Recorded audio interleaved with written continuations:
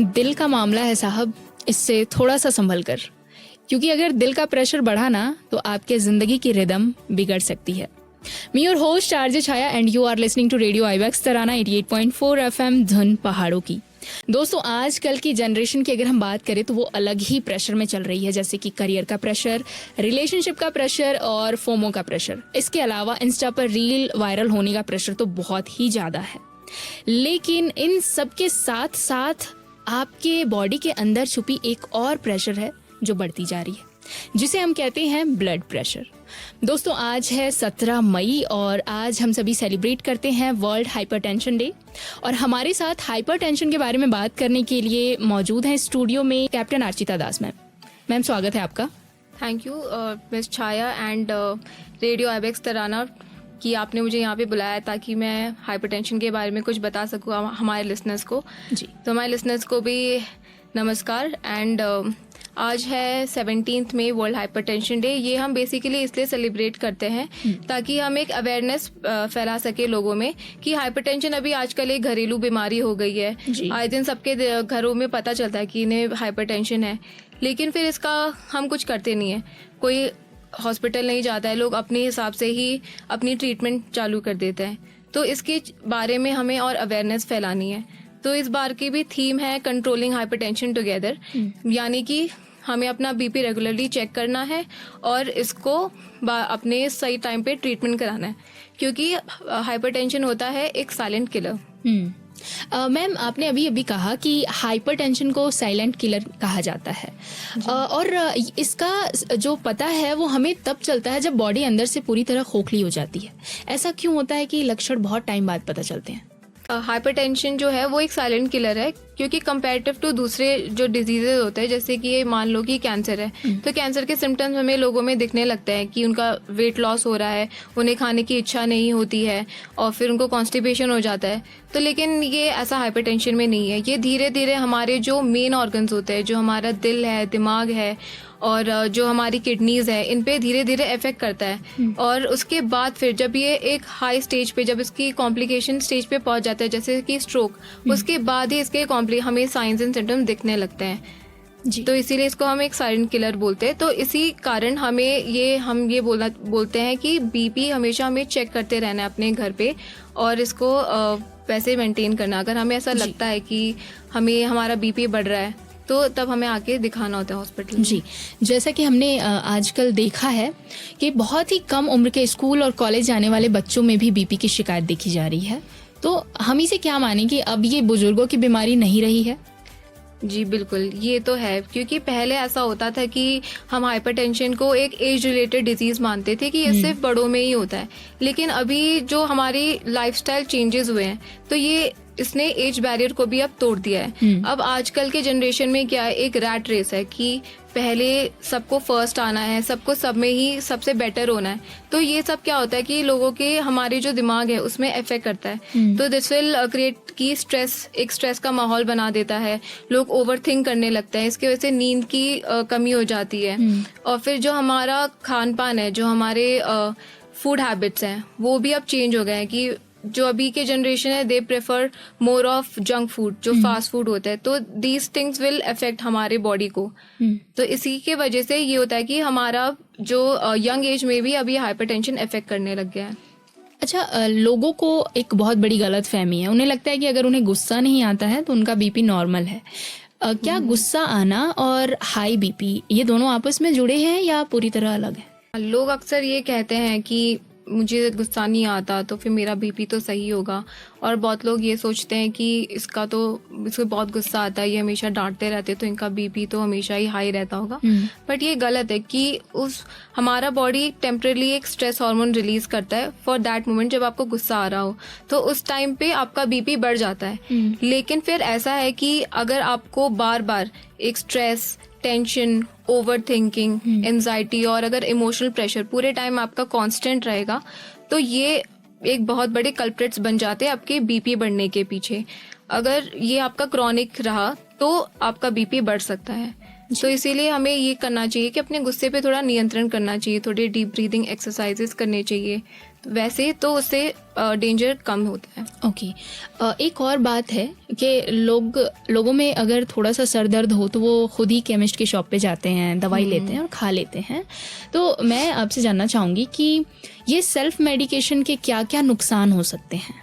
जी, मतलब बहुत लोग ऐसे है कि बीपी एक पेन किलर की दवाई नहीं है कि आप ऐसे गए और केमिस्ट के पास से आपने खरीद लिया।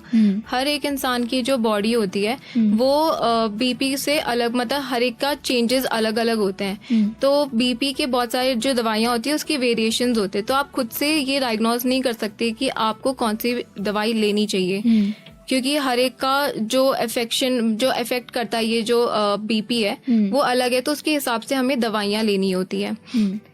जैसे इसके कॉम्प्लिकेशंस में अगर किसी के कार्डियक इश्यूज होते हैं या फिर किसी के किडनी वाले इश्यूज होते हैं तो उसके हिसाब से फिर दवाइयाँ लेनी होती है। तो हम खुद से अपना डायग्नोसिस बना के इसमें हम अपना मेडिकेशन नहीं शुरू कर सकते हैं। और आजकल के ज़माने में बहुत लोग AI एंड गूगल से अपने क्वेश्चंस पूछ लेते हैं कि मुझे ये सिम्टम्स हो रहे हैं तो what medication should I take. तो ये चीज़ बहुत गलत है। हम गूगल एंड AI को अपना डॉक्टर नहीं बना सकते हैं। राइट। मैम, खाने में सॉल्ट का सीधा कनेक्शन बीपी से जोड़ा जाता है। मैं जानना चाहूँगी कि ये नमक के अलावा हमारी डाइट में ऐसी कौन कौन सी चीज़ें हैं जो हमारी बीपी बढ़ा सकती हैं? जी, बहुत सिर्फ ऐसा नहीं है कि आपने खाने में नमक कम कर लिया तो हो जाएगा। जो हमारे आजकल के पैकेज्ड खाना आता है, जो टिन फूड आता है एंड जो चिप्स होते हैं, जो फास्ट फूड होता है, पिज़्ज़ा, बर्गर, इन सब में एक छुपी मात्रा में नमक होता है जो हमें पता नहीं चलता है। तो वो हम ऐसे खा लेते हैं कि चलो अभी तो मेरा नमक कम है तो मुझे कुछ होगा नहीं, लेकिन ये चीज़ें हमें बाद में जाके इफेक्ट करती है। जो हमारा ये हम मॉडर्न डाइट खाते हैं आजकल, तो ये हमारे धीरे धीरे जो ब्लड वेसल्स है उस पर इफेक्ट करता है। जी मैम, आजकल की कॉर्पोरेट लाइफ में स्ट्रेस और डेस्क जॉब की जो लाइफस्टाइल है वो खुद को इस बीमारी में बचाने के लिए आज की जनरेशन को कोई 3 सिंपल रूल आप अगर बताना चाहें तो वो क्या होंगे जो वो फॉलो कर सकते हैं? जी, आजकल के जो कॉर्पोरेट लाइफस्टाइल है उसमें क्या है कि सिर्फ हमारी उंगलियों की एक्सरसाइज हो रही है, क्योंकि वो बैठे अपने कंप्यूटर के सामने ही काम करते हैं। तो पहले तो उनकी 9 to 5 जॉब होती थी, लेकिन अब वर्क फ्रॉम होम के कारण उनके कोई टाइम शेड्यूल ही नहीं है, वो ओवर टाइम भी काम करने लग गए हैं। तो इसमें ये सबसे 3 गोल्डन रूल्स मैं मानती हूँ कि एटलीस्ट दिन में उन्हें हाफ एन आवर के लिए 30 मिनट्स के लिए वॉकिंग या फिर एक्सरसाइज करनी चाहिए। इधर ये सुबह हो या शाम में हो, मतलब प्रेफरेबली ये अगर सुबह खाली पेट अगर अपना एक्सरसाइज करें तो सही होता है। बट ये भी है कि आप ऐसा नहीं कि आप आधे में तक 12 बजे दोपहर में उठ रहे हैं तब जाके एक्सरसाइज कर रहे हैं, या फिर आधी रात को जाके एक्सरसाइज करें कि मैं अपना आधा घंटा पूरा कर लेता हूँ। ऐसा नहीं है, एक टाइम शेड्यूल फॉलो करना है। एंड जो आप काम कर रहे हैं तो उसमें बीच बीच में ब्रेक्स लें, एटलीस्ट 1 आवर या 2 आवर के बाद उठ के अपने चेयर से, कुर्सी से उठ के स्ट्रेचिंग एक्सरसाइज करें, ताकि सही रहे। एंड जो स्लीप पैटर्न है वो नेसेसिटी है, वो हमें प्रॉपर एक स्लीप साइकिल मेंटेन करना चाहिए। तो क्योंकि आजकल जो वो लोग कंप्यूटर स्क्रीन के सामने बैठे रहते हैं, उनकी स्क्रीन टाइमिंग ज़्यादा होती है, तो इसके वजह से हमारे बॉडी को एक रिचार्ज भी मिलना ज़रूरी है। जी, आजकल बहुत से लोग घर पर ही डिजिटल बीपी मशीन रखते हैं और थोड़ा भी अगर अप डाउन आता है रिपोर्ट में तो वो बहुत घबरा जाते हैं। मैं आपसे जानना चाहूँगी कि जो डिजिटल बीपी मशीन घर पे रखे हुए हैं उनको कब चेक करना चाहिए, सही समय क्या है चेक करने की? हाँ, कई लोग जो होता है ये बीपी मशीन, आपने सही बोला कि वो घर पे रखते हैं, तो ये as a light detector use करने लगते हैं कि जब मन किया आके बीपी चेक कर लेते, तो ये गलत होता है। आपको बीपी ऐसे चेक करना है कि आप थोड़ी देर, जैसे आपने खाना खाया, फिर आप थोड़ी देर बैठे आराम से 5-10 मिनट और पानी पिया, उसके बाद फिर आराम से बैठ के आपको अपनी बीपी मशीन लगानी है। एंड वो बीपी मशीन आपके हार्ट लेवल पे होनी चाहिए, तो वो आपको एकदम एक्यूरेट रीडिंग देता है। एंड जब एक्सरसाइज किया आपने तो ये सारी चीज़ों में आपको अवॉइड करना है कि हर 10-10 मिनट में आके आप बीपी चेक करें। और ऐसा नहीं कि अगर आपका एक रीडिंग ज़्यादा आ गया तो आप डर जाओगे, ऐसा नहीं। आपको एक पैटर्न मेंटेन करना है कि आप रोज़ सुबह एंड शाम को बीपी चेक करें और इसको आप रिकॉर्ड कर रहे हैं। अगर आप देखते हैं कि इसके ग्राफ में कि ज़्यादा बीपी आ रहा है तो आप एक मेडिसिन स्पेशलिस्ट के पास जाके अपना दिखा सकते हैं कि you have this issues. Okay ma'am, क्या हाइपरटेंशन को पूरी तरह से क्योर किया जा सकता है या इससे हम दवाओं से या डिसिप्लिन से ही लाइफ टाइम के लिए कंट्रोल जी करेंगे? बिल्कुल, हाइपरटेंशन एक डिसिप्लिन्ड डिजीज है। एंड कुछ लोग हैं जो मतलब कि अगर ये अर्ली स्टेज में डिटेक्ट हो गया, जैसे जो यंग एज में आजकल हम देखते हैं कि हाइपरटेंशन है, तो अगर हम उसमें डिटेक्ट हो जाता है ये, तो ये लाइफस्टाइल चेंजेस से कंट्रोल हो सकता है। ओके लेकिन उसके लिए आपको प्रॉपर स्लीप साइकिल और डाइट ये सारे आपको मेंटेन करने पड़ेंगे, तो तब हो पाएगा ये। ओके और आजकल अगर हमारे देश में हम देखें तो 20s और 30s के जो यंग लोग हैं उनमें हार्ट अटैक और स्ट्रोक के मामले जो हैं वो काफ़ी तेज़ी से बढ़ते जा रहे हैं। इसके पीछे हाई बीपी का कितना बड़ा हाथ है? जी, इसका मेन रीज़न तो हाई बीपी ही है, क्योंकि पहले हार्ट अटैक होता था ओल्ड एज में, लेकिन आजकल आईसीयू में भी 30 से 35 साल के लोग, जवान लोग आते हैं जो हार्ट अटैक की बीमारी से आते हैं। बट इसका मेन कॉज होता है कि जो बीपी होता है वो आपके ब्लड वेसल्स को धीरे धीरे वीक कर देता है, जिससे इसमें क्लॉट्स हो जाते हैं। और उसके वजह से बेसिकली क्या होता है कि जब आपका दिल धड़कता है तो उसमें दिल का क्या काम है, वो आपके सारे शरीर को खून पहुंचाए। लेकिन जब जो आपके ब्लड वेसल्स में ही क्लॉट आ जाएंगे, आपके दिल के उसमें जो मैल जम जाती है, तो उसके वजह से आपके दिल को ज़्यादा काम करना पड़ेगा। तो ये बीपी का ही लक्षण है। तो इसीलिए फिर आपके शरीर में प्रॉपर ब्लड जाएगा नहीं और ये आपको स्ट्रोक एंड हार्ट अटैक में लीड करती है। तो ये सारी जो क्लॉट्स, जो गंदगी आपके ब्लड वेसल्स में फैल जाती है, ये होती है आपके खान पान की वजह से, जो स्ट्रेस फैक्टर है, जो स्लीप साइकिल, उन सब की वजह से। ओके आजकल अगर हम यंग लोगों को देखें तो उन्हें लगता है कि हम जिम जाते हैं, हम बहुत ही ज़्यादा फिट दिखते हैं, तो हमें बीपी हो ही नहीं सकती। क्या फिजिकली फिट दिखने का मतलब ये है कि वो अंदर से पूरी तरह से हेल्दी हैं? नहीं, ऐसा ज़रूरी नहीं है। अब हो सकता है मतलब सामने से तो वो एकदम पतले दुबले सही लग रहे हो, लेकिन अंदर क्या हो वो क्या पता। व्हाट इफ अगर उनका लाइफ साइकिल ही सही ना हो, कि कोलेस्ट्रॉल जो है वो बढ़ा हो, वो जो फैट डिपॉजिट्स हो जाते हैं अंदर, जो हमारे ब्लड वेसल्स होते हैं उनके अंदर, तो ये साइलेंटली, जैसे पहले बताया था कि हाइपरटेंशन एक साइलेंट किलर है, तो वो धीरे धीरे आपके बॉडी पे इफेक्ट करता है। जस्ट बिकॉज आप फिट होते हैं इसका मतलब ये नहीं है कि सिर्फ हाइपरटेंशन मोटे लोगों में होगा, ये पतले लोगों में भी दिखता है। ओके आजकल की यूथ एक अपना कूल कल्चर बना चुकी है, जैसे लेट नाइट वर्क हो गया, 4-5 कप कॉफ़ी बैठे बैठे पी जाना, या अगर स्ट्रेस रिलीफ के नाम पर बात करें तो स्मोकिंग और वेपिंग। ये कॉम्बिनेशन हमारी ब्लड वेसल्स को के साथ में क्या खेल खेल रही हैं, हमारे श्रोताओं को बताइए। ये जो कॉम्बिनेशन आपने बताया, ये बॉडी के लिए एक परफेक्ट स्टॉर्म जैसा होता है कि ये हमारे बॉडी, जो कैफीन होता है ये ओवर स्टिमुलेट कर देता है हमारे बॉडी को। स्मोकिंग ब्लड वेसल्स को सिकोड़ देती है, और जो स्लीप डेप्रिवेशन होता है उसके वजह से हमारे हार्मोन्स भी डिस्टर्ब हो जाते हैं। तो इसके वजह से लोग ये समझते हैं आजकल कि ये एक प्रोडक्टिव लाइफस्टाइल है और ये काफ़ी अच्छा है, लेकिन ये लॉन्ग टर्म में जाके हमारे शरीर पे काफ़ी असर दिखाता है। तो इसीलिए ये है कि एक हेल्दी हार्ट और बैलेंस्ड माइंड ही सबसे बेस्ट है। ओके आजकल सोशल मीडिया का ज़माना है और हमारी स्क्रीन टाइम पूरी तरह से बढ़ गई है। इवन अगर हम गेम की बात करें तो आजकल हम फ़ोन पे ही गेम खेलना पसंद करते हैं, यानी हमारी फिजिकल एक्टिविटीज़ ज़ीरो हो गई है।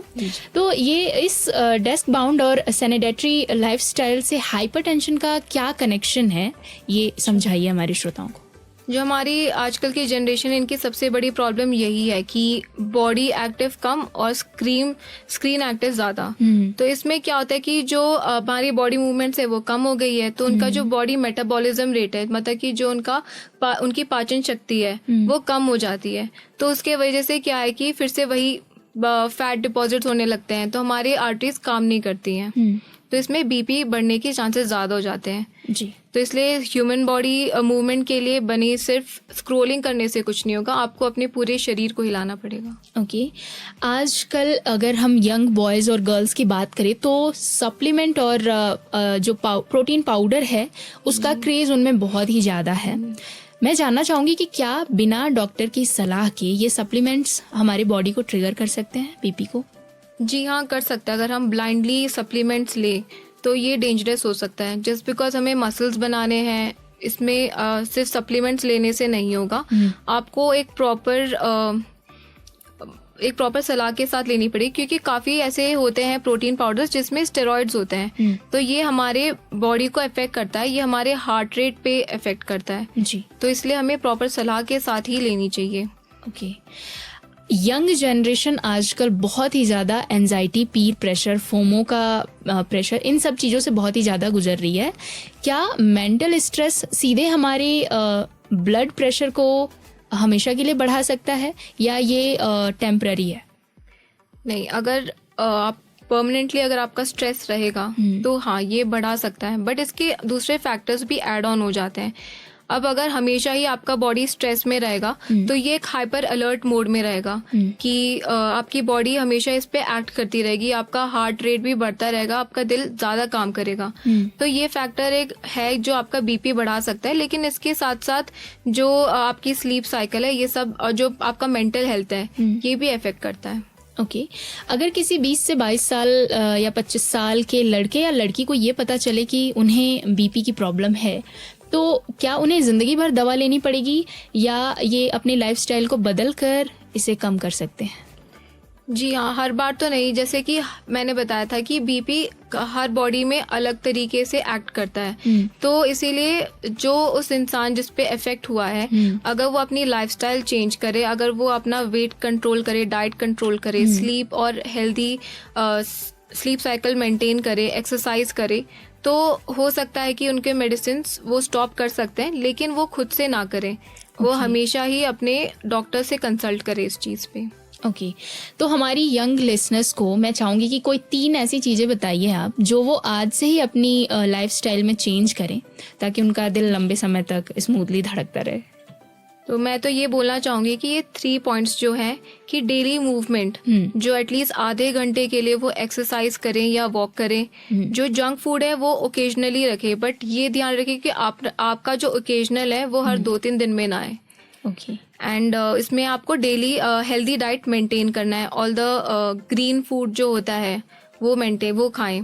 और जो स्ट्रेस है वो आजकल काफ़ी लोग उसको नॉर्मलाइज कर चुके हैं कि ये तो नॉर्मल है, इतना काम तो होता ही है, बट देन इसको हमें इग्नोर नहीं करना है।